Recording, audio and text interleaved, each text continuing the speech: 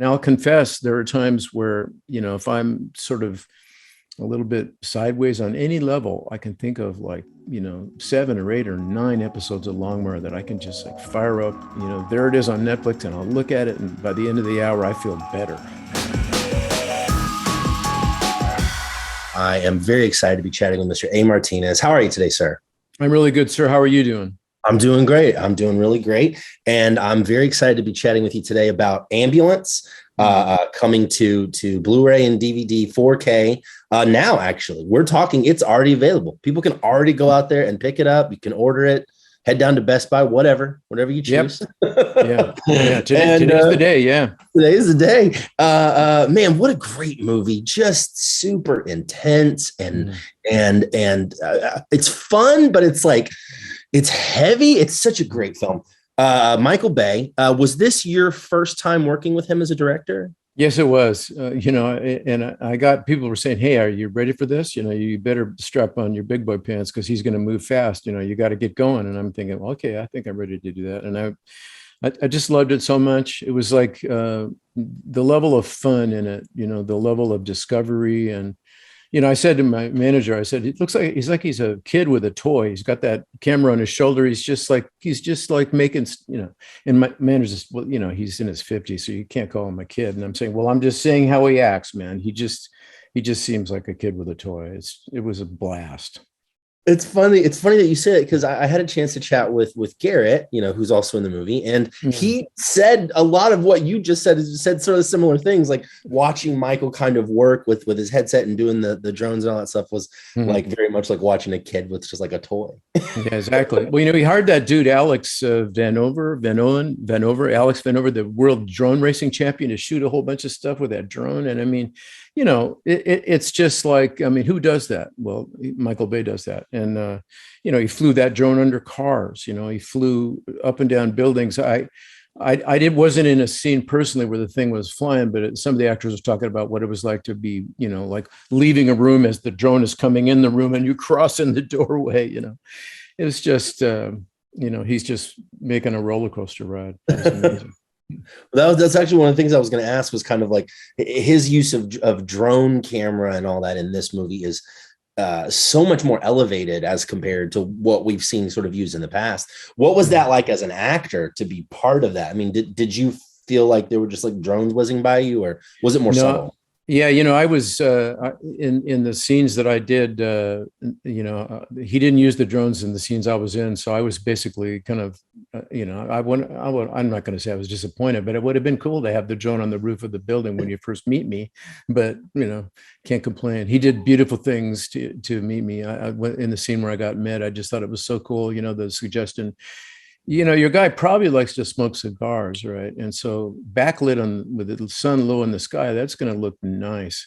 And then he had some guy over on the edge of the building up there with a big giant reflector that had like gold aluminum on it or something, and kind of shaking it. So there's like this shimmering kind of golden outline on your head and stuff. Thinking, dude, this guy's giving me the treatment. I'm looking like a golden problem in the moment I show up. So it was a dream, man. It was a dream.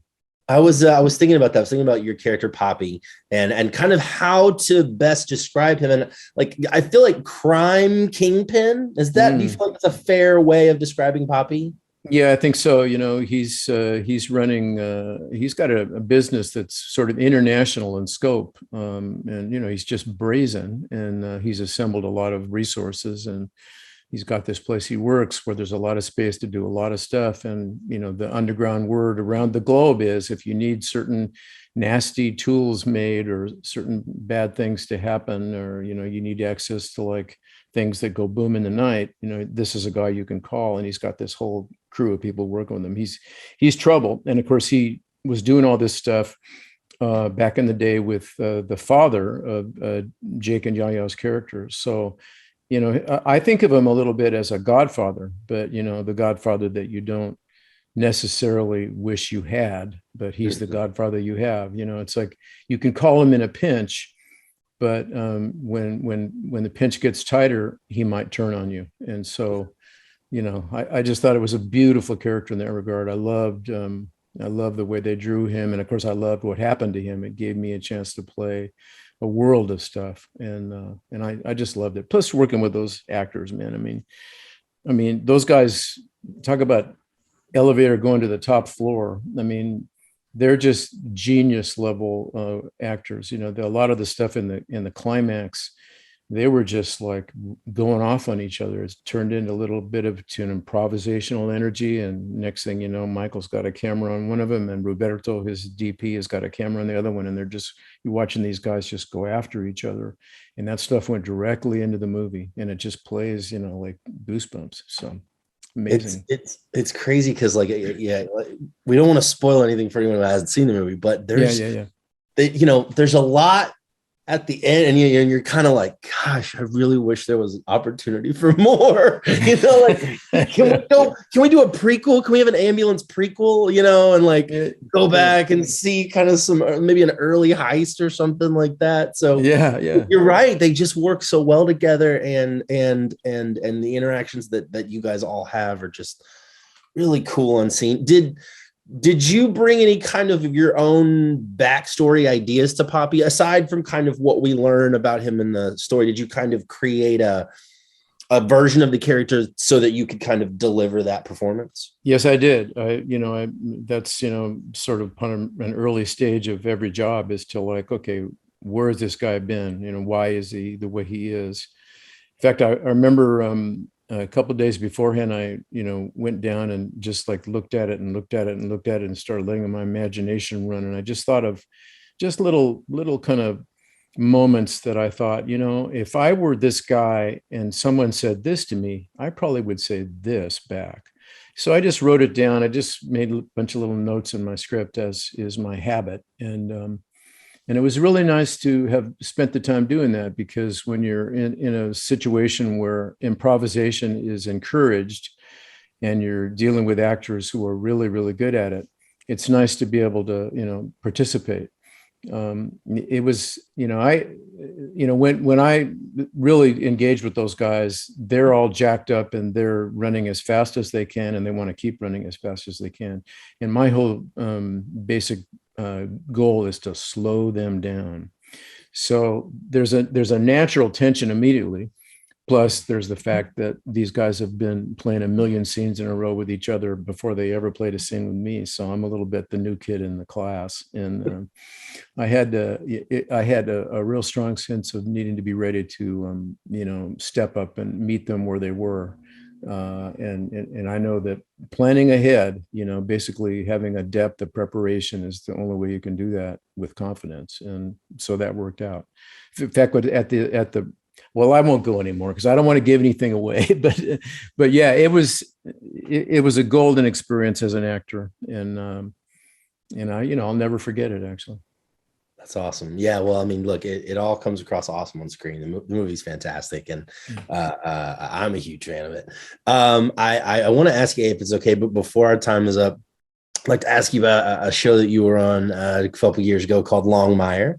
That show continues to find an audience, it seems, even after having ended. And I know that PopCulture.com readers are still big fans of it. And we've run stories about, it coming to streaming or it coming to physical copy or whatever. And those stories do really well. People really love that show. What do you think it is? What do you think it was about Longmire that has kept it with finding new fans even this many years after its ending? That's a really good question. I think probably at the get, it's based on a series of novels, so it has a depth of a backstory behind it. The showrunners were able to draw on this wealth of information. And I just think that the character of Walt, to have a hero in this day and age that is not, he's not cynical. He's not an anti-hero. There's no question about what side of the fence he's really on. He's a flat out hero. And of course, his best friend is this Indian dude. And that mirrors the experience of the writer, Craig Johnson, whose real life friend, Marcus Red Thunder, was the template for Henry Standing Bear. So it comes from a real thing. And then, at the end of the day, they found Robert Taylor to play Walt. You know, he was down there in Australia, and there's all these big name American actors who wanted that part and were, you know, sort of likely favored to get it.